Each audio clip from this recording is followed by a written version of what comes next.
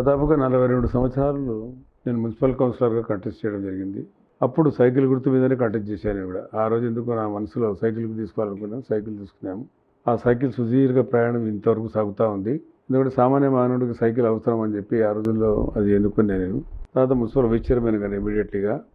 Municipal vice chairman గానప్పుడు 82లో NT Rama Rao గారు పార్టీని స్థాపించడం, నాతో పాటు ఉండే యువ కౌన్సిలర్ అందరూ, అప్పుడు నేను కూడా చాలా చిన్న వయసు, మాతో పాటు ఉండే కౌన్సిలర్లు నాకన్నా చిన్న వాళ్ళు కూడా ఉన్నారు. అందరూ కూడా తెలుగుదేశం పార్టీలో చేరాలి, ఎన్టీ రామారావు పార్టీలో చేరాలని చెప్పి కృత నిశ్చయంతో అందరం కూడా ఆ రోజు సైమల్టేనియస్గా అందరం కలిసి తెలుగుదేశం పార్టీలో చేరడం జరిగింది. ఆ రోజుల్లోనే మళ్ళీ నాకు మైనార్టీకి సీట్ ఇవ్వాలని చెప్పి ఎన్టీ రామారావు గారు సూచించినారు సూత్రప్రాయంగా. కానీ మేమే డిస్కస్ చేసుకుంటూ ఇప్పుడు వద్దు, ఎందుకు చిన్న వయసులో ఎమ్మెల్యేగా పదవి ఎందుకు అని చెప్పి నేనే నిరాకరించడం జరిగింది. 83లో నేను వైస్ చైర్మన్గా కొనసాగిన. మళ్ళీ 1985లో మళ్ళీ ఎన్టీ రామారావు గారిని పిలిచి టికెట్ అనౌన్స్ చేశారు. ముందే టికెట్ అనౌన్స్ చేశాను, చిట్టువేలు ఉంటాను అని అప్పుడే ప్రయాణం సాగించినారు ప్రచారానికి. చిట్టువేలు ఉంటాను రమ్మని చెప్పారు.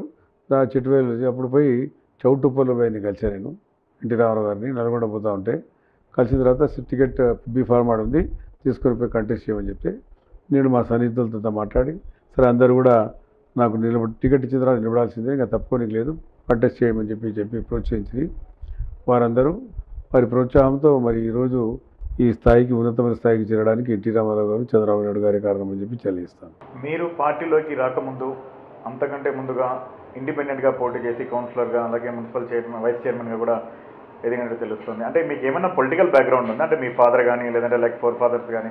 మా బ్రదర్ ఇల్లా గారు ఎమ్మెల్యే ఉన్నారు. అప్పుడు కూడా నష్టమూలకి టికెట్ ఇవ్వాలని చెప్పి, ఇప్పుడు కాంగ్రెస్ పార్టీ ఒకటే ఉన్నది, వేరే పార్టీ లేదు. 1967లో మా అన్నకు నిలబడని చెప్తే మా అన్న కాదు, మేము ఇక్కడ సినిమా థియేటర్ అవి కడుతున్నాం, ఫైనాన్షియల్గా ఇబ్బందులు అవుతాయి అని చెప్తే, మా బావ లేదు మీ కుటుంబం నుంచి నిలబడాలంటే అప్పుడు మా బ్రదర్లా గారిని, నబీసాబ్ గారిని ప్రోత్సహించినాం. నబీసాబ్ గారు టికెట్ ఇచ్చి ఆయన కాంగ్రెస్ పార్టీతో ఆ రోజు గెలిచడం జరిగింది. సరే మన 72 కూడా ఆయన 6000తో ఓడిపోయాడు. 78లో కూడా 1600, 1200తో వాడిని ఓడిపోవడం జరిగింది. అది దురదృష్టకరం.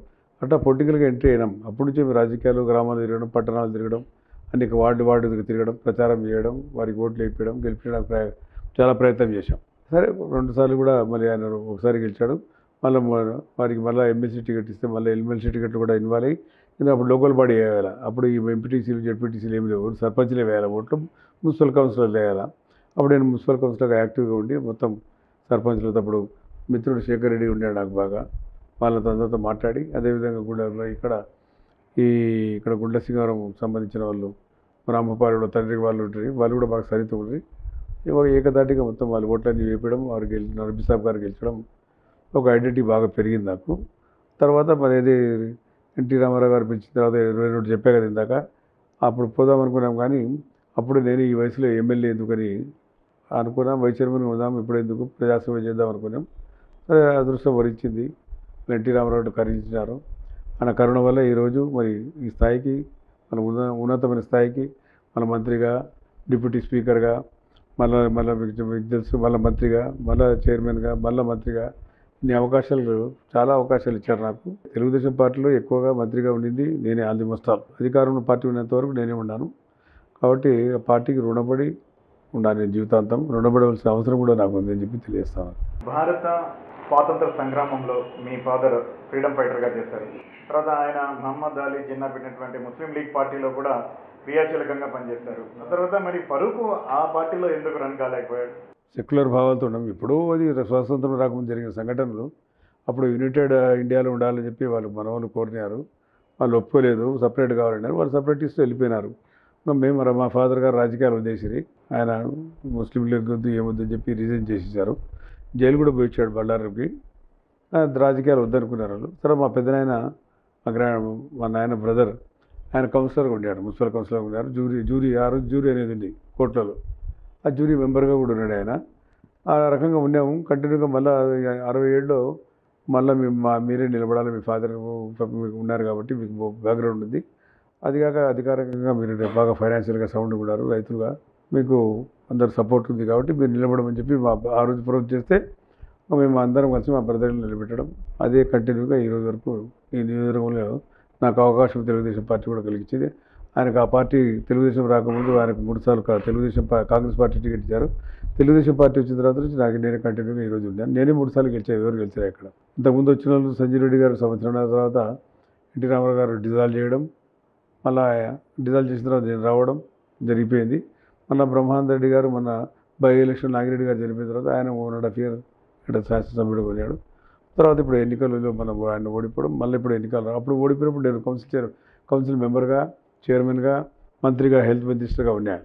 కాబట్టి నాకు మళ్ళీ 19లో అవకాశం లేదు, ఇప్పుడు మళ్ళీ అవకాశం వచ్చింది. వరకు కుటుంబ నేపథ్యం ఏ రకంగా ఉండింది? అంటే ఫైనాన్షియల్గా మీరు పొలిటికల్గా ఎంటర్ అయిన తర్వాత పదవులు అనుభవించిన తర్వాత సంపాదించారా? అంతకుముందు ఫోర్ ఫాదర్కి సంబంధించినటువంటి ప్రాపర్టీస్ దాదాపు కొన్ని 100 కోట్ల రూపాయల ఆస్తులు ఇచ్చారు. దానివల్ల పదవులు అనిపించాను కానీ ఏ దుర్మార్గమైన పని కానీ, ప్రజలకు నచ్చిన పని కానీ, ప్రజల ఆస్తులు కానీ ఎవ్వరి దోపిడీ చేయాల. మన రోడ్ పడింది కాబట్టి ఇక్కడ 5 సెంట్లు, అక్కడ 5 సెంట్లు ఇచ్చా. మా వాళ్ళ ప్రాపర్టీస్ కూడా ఇచ్చా. ఆ శ్రీనివాస నగర్ సెంటర్ కూడా నేను ఇచ్చా. పద్మావతి నగర్ 2 పక్కల కూడా మనం ఇచ్చాము. ఎన్జిఓస్ కాలనీకి రోడ్ అంతా 2.5 ఎకరా ఇచ్చా. ఈద్గాకు 2.5 ఎకరా ఇచ్చా. ఇప్పుడు కూడా బిడ్ చేస్తే కింద నా పొలమే ఉంది, మా అన్నదమ్ములే. ఆడ 15 సెంట్లు 20 సెంట్లు పోతుంది. 6 లక్షలు సెంట్ వేసినాడు చేసి. నేను చెప్పి మాకు అవసరం లేదు, బ్రిడ్జి దించేసేయండి ఆడ అని చెప్తాడు. బ్రిడ్జి కంప్లీట్గా డబ్బులు అవసరం లేదు నాకు అని చాలా ఇచ్చాను. అటు చిన్న చిన్న 5 సెంట్లు 10 సెంట్లు చాలా ఇచ్చాను. అటు సంపాదించుకుంటే ఊరు సరిపోయేది కాదు. అటు తప్పుడు పని చేయాల్సిన అవసరం లేదు. ఏదో దేవుడు ఇచ్చడం, సుఖంగా ఉండాం, సుఖంగా తింటాం. అంతగా నేను తప్పు చేసేది. మాజీ ముఖ్యమంత్రి టీడీపీ అధినేత చంద్రబాబు నాయుడుకి బినామీ ఫరూక్, ఆయన ఆస్తులకు సంబంధించినటువంటి అన్నిటికీ కూడా ఫరూకే ఒక బినామీ కాబట్టి ఆయనకు అన్ని పదవులు వస్తాయనేటువంటి విమర్శకులకు ఏం సమాధానం చెప్తారు? లేదు, తప్పు. దానికి మనకు సంబంధం లేదు. మేమేదో మంత్రిగా ఉన్నాం కాబట్టి ఎవరు మైనార్టీలో లాయల్గా, గౌరవంగా ఉన్నాను కాబట్టి ఈ రోజు వరకు గౌరవించినారు. అట్లా తప్పుడు పని చేస్తే ఎప్పుడు పేపర్లు వచ్చేటివి, ఫరూక్ ఇచ్చేటివి. ఫరూక్ ఇచ్చిన ఆస్తులు ఇప్పుడు ప్రజలకు తెలుసు. నేను సంపాదించుకుని అంతలో 5% కూడా ఉండదు. నేను ఇన్ని ఆస్తులు ఇచ్చే హోటల్ ఎంత పెట్టుకుంటే 5 లక్షలు, 5 కోట్లు కాదు, 10 కోట్లు కాదు. నిన్నగా మొన్న ఇచ్చాడు సెంటు 1 కోటి రూపాయలు ఉంది. 5 సెంట్లు ఇచ్చా. రాష్ట్రానికి 5 సెంట్లు ఇచ్చా. పద్మావతి నగర్ 70 సెంట్లు, అది వేసుకుంటే 70 కోట్లు అవుతుంది. నాకెందుకు అవసరం? ఒక సొమ్ము తినాల్సిన అవసరం లేదు. ఎవరు పిలిచిన భోజనాన్ని పోను, ఏదైనా పెళ్ళిళ్ళు పోతారు కానీ అకేషన్కి ఏది పోను, తప్పుడు పనులు చేయరు. అవసరం లేదు, చేయాల్సిన అవసరం ఏమి నాకు? దేవుడు ఇచ్చినాడు, హాయిగా ఉండా. మన ఆయన ఆస్తి సంపాదించుకున్నాడు, ఇచ్చినాడు. ఊర్లో పెద్ద రైతులు మేము, మాకు మించిన రైతు లేడు. ఊర్లో పొలాలన్నీ మావే. నేను చేసుకోవాలని 46 ఎకరాలు ఉన్నాయి. రోడ్డుకొని దాన్ని చేశా. ఎరకల కాలనీకి 8 ఎకరాలు ఇచ్చా. ఇప్పుడు ఎరకల కాలనీ ఎంత రేట్ ఇస్తుంది మీరు చెప్పాలి, కనుక్కోండి ఏం చేసుకోవాలి. ల్యాండ్ సీలింగ్ పోతా సార్ అని. ఎందుకు ల్యాండ్ సీలింగ్ మేము రాసి ఇచ్చేసాం, తీసుకోపోయింది. వీధిలో పంచుతామంటే మాకేం వచ్చిందని చేయాల్సిన అవసరం లేదు. సింగపూర్కు రాజు వెళ్తుంది నా కొడుకులు. ఇప్పుడు నేను సింగపూర్కే పోలే. ఎప్పుడు ఒకసారి గవర్నమెంట్ తరఫున మేము ఒక రోజు 2 రోజులు ఉండే వచ్చాం. అదే ఆస్తులు సంపాదించుకునే వాళ్ళు అంతా సింగపూర్లో ఎందుకు పెట్టుకుంటారు, ఇక్కడ ఎందుకు పెట్టుకుంటారు? ఇక్కడే ఉంటాయి. ఏం సంపాదించినాం? ఏమీ లేదు. ఉండేది పోగొట్టినప్పుడు రేపు ఎలక్షన్ నిలబడాలంటే ఏదో అమ్మాలి కదా, ఏముంటాయి?